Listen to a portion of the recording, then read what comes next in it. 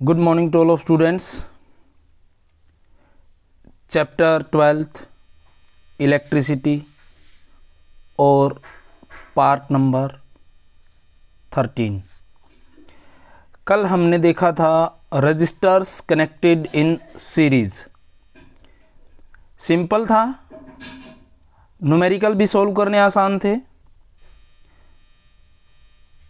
दो रजिस्टर अगर सीरीज में कनेक्ट हों तो आप R1 प्लस R2 दोनों को ऐड करके टोटल रेजिस्टेंस फाइंड आउट कर सकते हैं। और अगर तीन हो तो तीनों को डायरेक्ट जोड़ दीजिए और चार हो तो चारों को जोड़ दीजिए।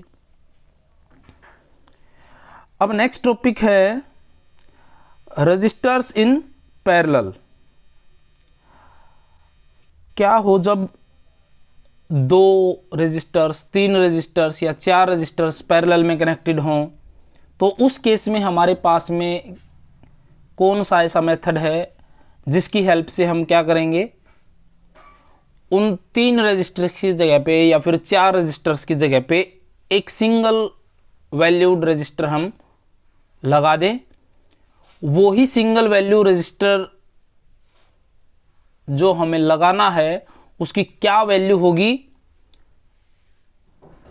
क्या फॉर्मूला निकलेगा। जैसे हमने कल निकाला था कि सिंगल वैल्यूड के लिए जैसे सीरीज के अंदर R1 plus R2 plus R3 ये फॉर्मूला हमने ड्राइव किया था। तो सिमिलरली जब पैरेलल में हों वो रजिस्टर्स, तो उस केस में हम कौन सा फॉर्मूला यूज़ करेंगे नेट रेजिस्टेंस फाइंड आउट करने के लिए। उस कॉम्बिनेशन में जितने भी रजिस्टर्स हैं उनके बेसिस पे, दो हैं तो दो के लिए क्या फॉर्मूला बनेगा, तीन है तो तीन के लिए नेट रेजिस्टेंस निकालने का क्या फॉर्मूला बनेगा। क्लियर। तो देखिए अभी लेवल आपका 10th क्लास का है, तो दो रजिस्टर्स या फिर तीन रजिस्टर्स तक आप सीख लीजिए। चार का भी आप कर सकते हैं, सेम ही फॉर्मूला यूज होगा। चलिए शुरुआत करते हैं। सबसे पहले आपको फिर से ये चीज़ मालूम होनी चाहिए कि पैरेलल कॉम्बिनेशन में जो है करंट है हर रजिस्टर के थ्रू डिफरेंट होगा, बट जो वोल्टेज है वो सेम रहेगी। इस चीज़ को आप ध्यान से समझ लीजिएगा, नोट करके रखिएगा दिमाग में हमेशा के लिए। तो यहाँ पे एक फिगर आपको दिखाई गई है। इस फिगर में ये तीन रजिस्टर्स हैं जिनके नाम R1, R2, R3 हैं, और इनको एक वोल्टेज सोर्स जिसकी रिप्रेजेंट किया गया है कैपिटल V से, वो कनेक्ट किया गया है, जिसकी वजह से इस सर्किट में टोटल करंट तो I फ्लो होगा, लेकिन हर रजिस्टर के थ्रू जो करंट फ्लो होगा वो डिपेंड करेगा इन रजिस्टर्स की वैल्यूज़ पे। क्योंकि यहाँ पे R1, R2, R3 यानी कि सभी की वैल्यू अलग अलग है। मे बी 2 ओम, 3 ओम, 4 ओम और 5 ओम, 6 ओम, 8 ओम कुछ भी हो सकती है। तीनों की अलग अलग वैल्यू है, तो तीनों में जो करंट है वो भी अलग अलग फ्लो होगा। इसलिए हम कह सकते हैं कि पहले में I1 फ्लो होगा, दूसरे रजिस्टर में R2 में I2 और तीसरे में I3। क्लियर। तो ये ऐसे हम इसको नाम दे सकते हैं। फिर हमने यहाँ पे देखिए एक एम्पियर मीटर लगाया हुआ है जो कि पूरे सर्किट का करंट आपको मेजर करके देगा कि इन तीनों को जब पैरेलल में कनेक्ट किया तो तीनों में ओवरऑल कितना करंट फ्लो करेगा। देखिए ये ठीक वैसे ही है हमारे पास में, जैसे पहले भी आपको बताया गया था कि ये पानी की पाइप है। मान लीजिए, थोड़ा सा इसको बड़ा बना लेते हैं हम।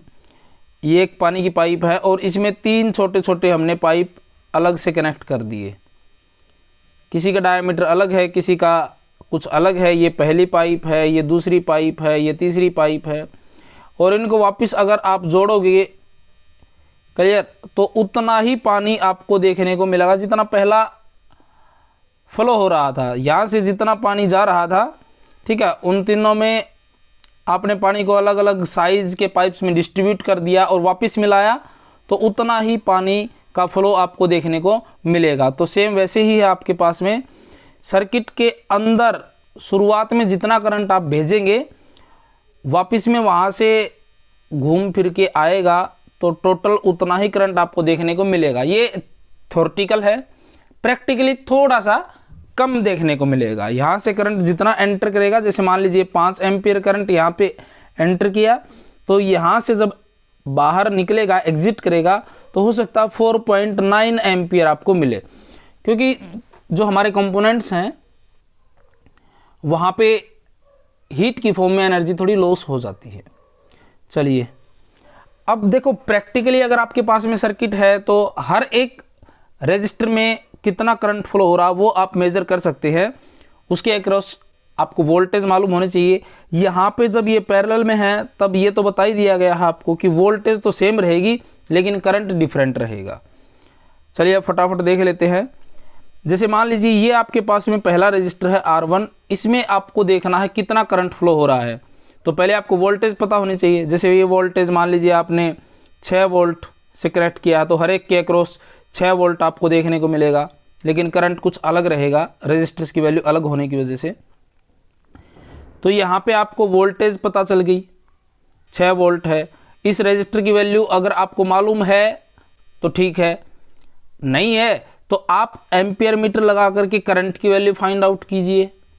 एम्पियर मीटर करंट शो कर देगा रीडिंग आपको, ठीक है। मान लीजिए 2 एम्पियर शो कर दिया इसने, क्लियर।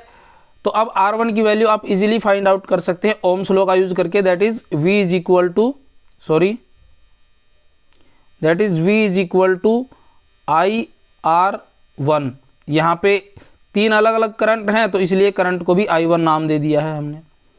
तो अब R1 की वैल्यू फाइंड आउट करनी है तो V इज इक्वल टू क्या हो जाएगा, ये I1 नीचे डिवाइड हो जाएगा, V is equal to R1 की वैल्यू फाइंड आउट करनी है आपको, तो क्या हो जाएगा V बाई I1। अब V तो आपने 6 वोल्ट लिया है और करंट 2 एम्पियर आपने एम्पियर मीटर से नोट किया है, तो ये 2 से डिवाइड करेंगे तो 3 ओम इसका रेजिस्टर निकल के आ जाएगा। ऐसे आप ओम्स लॉ का यूज़ करके कर सकते हैं, क्लियर। जैसे आपने पहले रेजिस्टर के थ्रू आपने करंट को मेज़र किया है, ऐसे ही आप यहाँ पे 1 एम्पियर मीटर लगा देंगे तो इसमें करंट आपको पता चल जाएगा, और यहाँ पे लगा देंगे तो तीसरे रेजिस्टर में करंट आपको पता चल जाएगा। चलिए अब हम क्या देखते हैं कि हमने आपको बताया जितना करंट एंटर करेगा, ठीक है, उतना ही करंट सर्किट से बाहर वापसी आता हुआ मिलेगा आपको। तो जो टोटल करंट है वो तीनों रेजिस्टर्स में क्या हो जाएगा, डिवाइड हो जाएगा उनकी वैल्यूज़ के बेसिस पे। तो इसलिए हमने टोटल करंट को लिख दिया I is equal to I1 जो कि पहले रजिस्टर से करंट, I2 दूसरे रजिस्टर में करंट कितना फ्लो रहा, और I3 तीसरे रजिस्टर के थ्रू करंट। अब नेक्स्ट काम हम क्या करेंगे, इस पूरे सर्किट को, ये जो सर्किट है हमारे पास में जो कि 3 रजिस्टर्स का कॉम्बिनेशन है, इस पूरे सर्किट को हम चेंज कर देंगे किसमें, एक सिंगल रजिस्टर के अंदर। तो ये वाले जो आपको कॉम्बिनेशन दिखाई दे रहा है, इसको हम एक सिंगल वैल्यू रजिस्टर से हम इसको रिप्लेस कर देंगे। तीनों की जगह पे एक रजिस्टर ही तो लगाना है हमें, क्लियर। किस वैल्यू का लगाना है वो हम फाइंड आउट करेंगे अभी, कि इन तीनों की जगह पे एक सिंगल वैल्यूड रजिस्टर लगाया जाए तो उसकी वैल्यू हम कैसे फाइंड आउट करेंगे वो अभी हम वीडियो में देखेंगे, क्लियर। तो सबसे पहले इन तीनों की जगह पे एक रजिस्टर हम लगा देंगे जिसको हम RP नाम दे देंगे। क्यों, क्योंकि ये पैरेलल में है तो RP रिप्रेजेंट करेगा टोटल रेजिस्टेंस इन पैरेलल, ठीक है। तो अब इसी सर्किट का equivalent circuit diagram, reduced circuit diagram जैसे कि कल हमने बनाया था वैसे हम बना सकते हैं। तो यहाँ पे देखिए ये रहा आपके पास में भाई, बैटरी तो वही है, उसका पोटेंशियल डिफरेंस सेम ही है।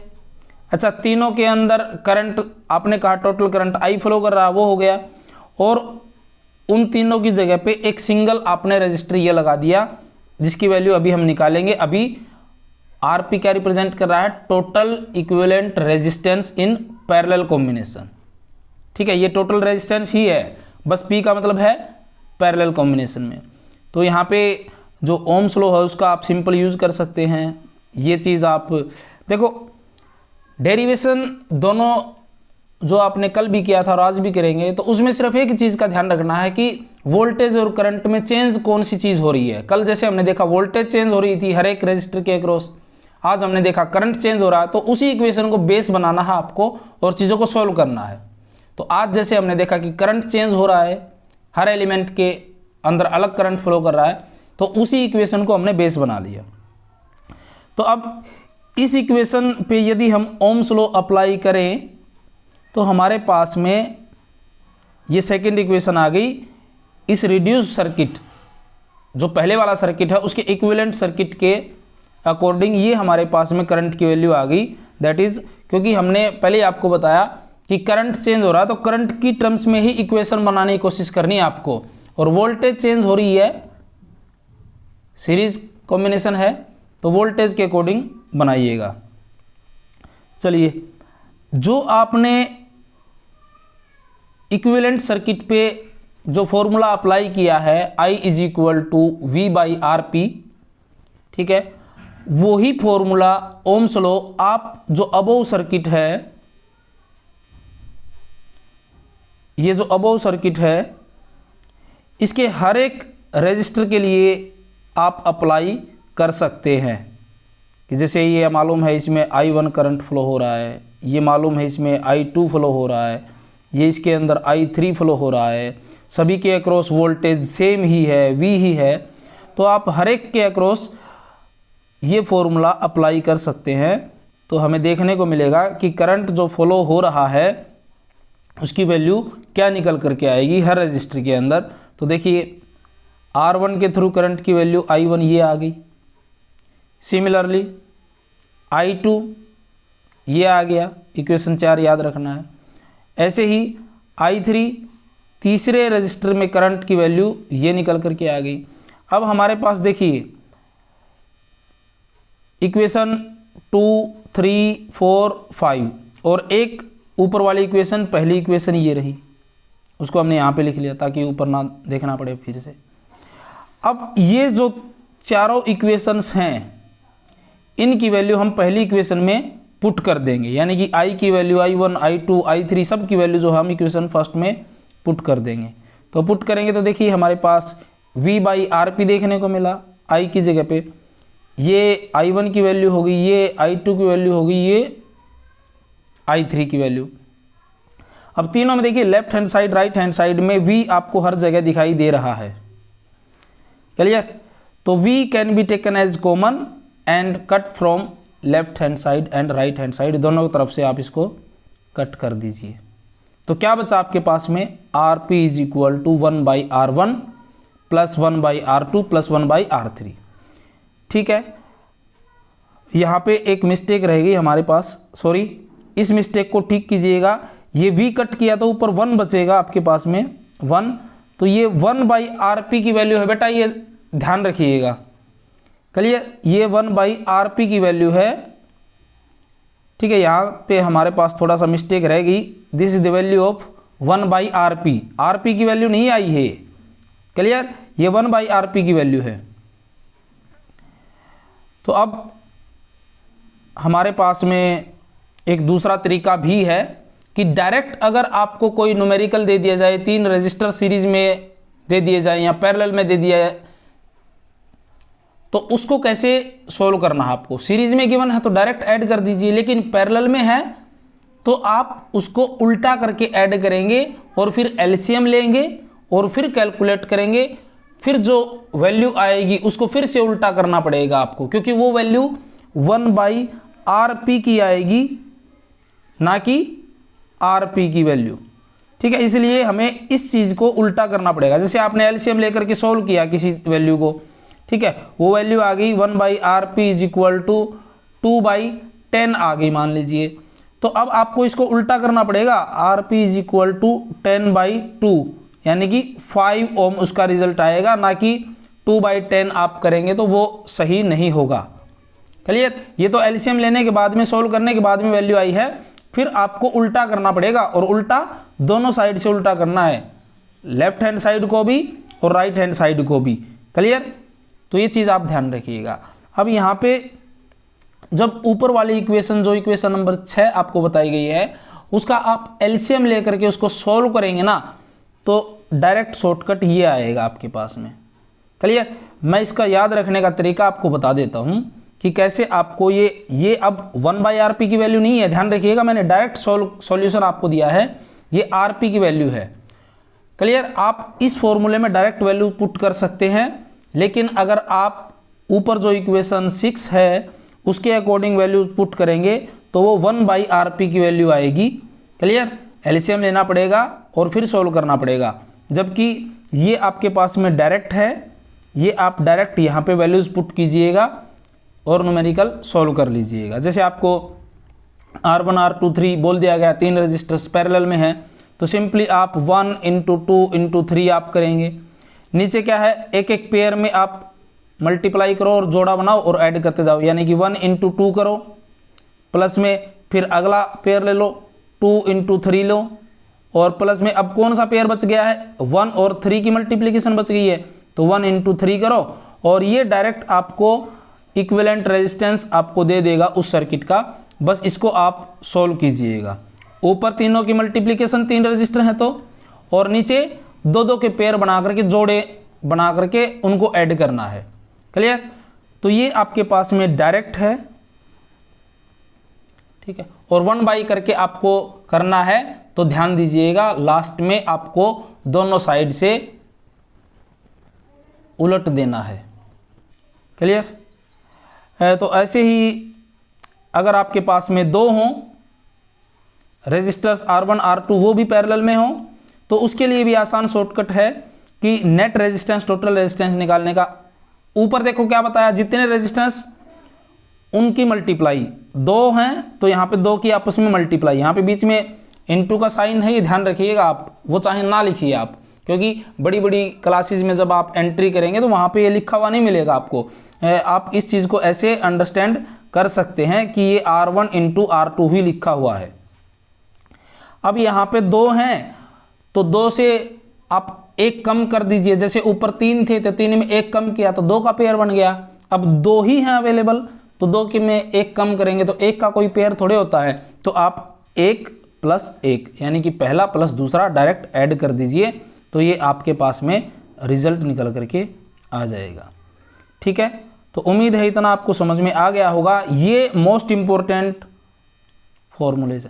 अब जैसे मैं आपको यहाँ पे थोड़ा इंडिकेट कर देता हूँ, जैसे मान लीजिए 4 रजिस्टर आपके पास में होते तो क्या करते, ऊपर तो चारों की मल्टीप्लाई, अब 4 में से 1 कम करेंगे तो 3 का पेयर बनना चाहिए, तो 3 के ऐसे जो है ना पेयरिंग बनाओ और ऐड करते जाओ, R1 R2 R3 plus R2 R3 R4 हो जाता, प्लस R3